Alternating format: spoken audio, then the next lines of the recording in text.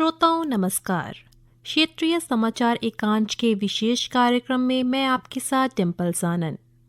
आज़ादी के अमृत महोत्सव के अंतर्गत प्रस्तुत है ये विशेष कार्यक्रम, लेकिन पहले ये कोविड संदेश। देश कोविड टीकाकरण अभियान के अंतर्गत 150 करोड़ टीके लगाने की दिशा में निरंतर आगे बढ़ रहा है। कोरोना वायरस का नया वेरिएंट मिलने से चिंताएं बढ़ी हैं।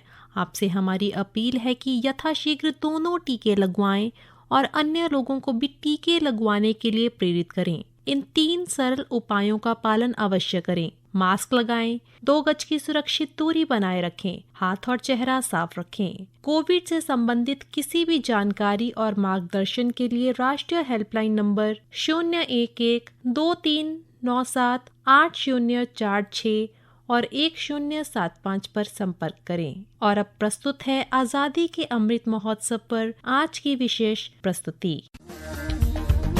आज़ादी का अमृत महोत्सव।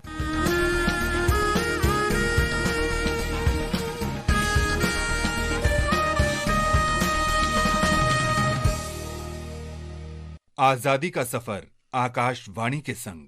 भारत का शानदार स्वाधीनता संघर्ष आधुनिक विश्व के महानतम संघर्षों में से एक है। आकाशवाणी से हम आपके लिए रोजाना ला रहे हैं इस शानदार संघर्ष की झलक।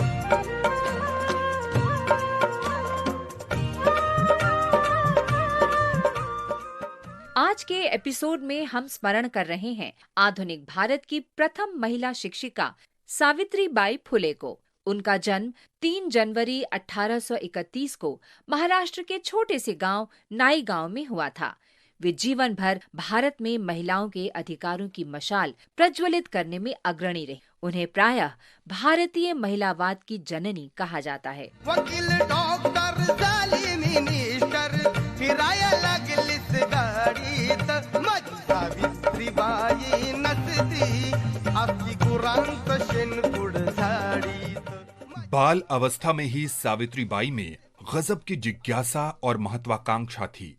9 वर्ष की उम्र में ही 1840 में उनका विवाह ज्योतिराव फूले से कर दिया गया।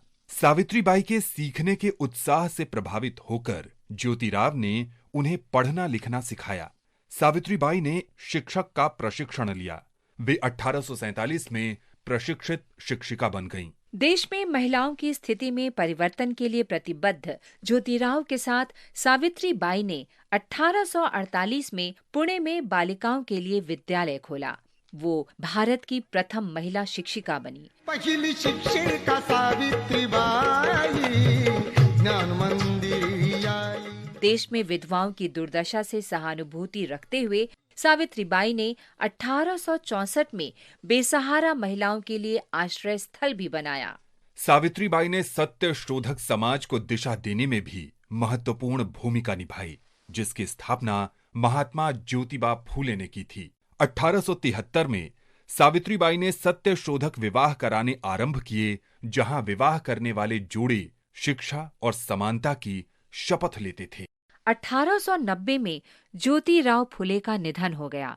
सभी सामाजिक मान्यताओं को दरकिनार करते हुए सावित्रीबाई ने उनकी चिता को अग्नि दी।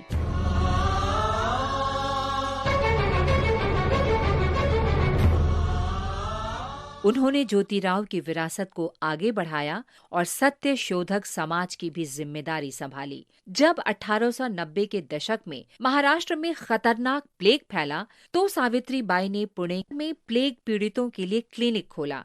10 वर्ष के प्लेग रोगी को स्वयं क्लिनिक ले जाते समय सावित्रीबाई को भी प्लेग ने जकड़ लिया। 10 मार्च 1897 को सावित्रीबाई फुले का निधन हो गया। गंध दरवळे गंधित झाली फुले गोड गुणाची थोर मनाची माता सावित्री फुले। सावित्रीबाई का जीवन और कार्य समाज सुधार और भारतीय समाज में महिला सशक्तिकरण के प्रमाण हैं।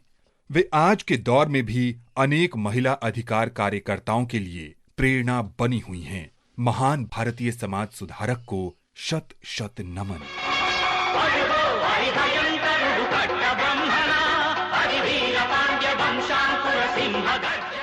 हम स्वाधीनता सेनानी वीरा पांड्या कट्टा बोम्मन को भी स्मरण कर रहे हैं। उनका जन्म 3 जनवरी 1760 को तमिलनाडु के तूतुकुड़ी जिले में हुआ था।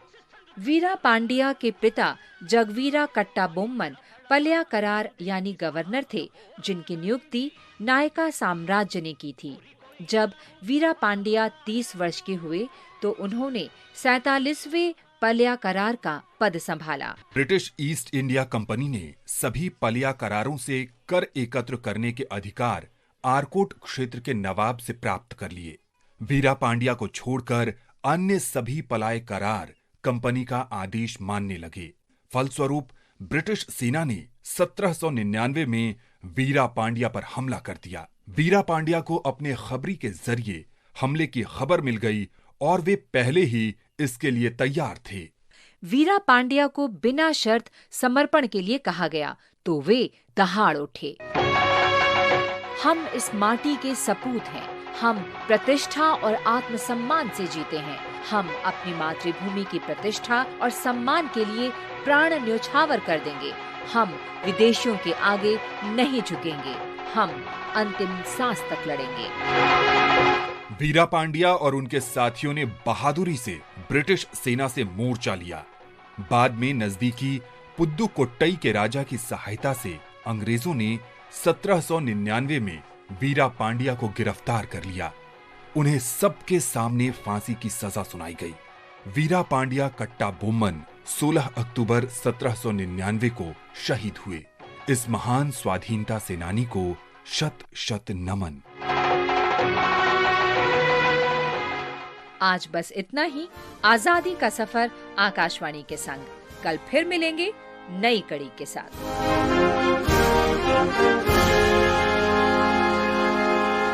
तो अभी आप सुन रहे थे आजादी के अमृत महोत्सव पर आज की विशेष प्रस्तुति। देश कोविड टीकाकरण अभियान के अंतर्गत 150 करोड़ टीके लगाने की दिशा में निरंतर आगे बढ़ रहा है। कोरोना वायरस का नया वेरिएंट मिलने से चिंताएं बढ़ी हैं।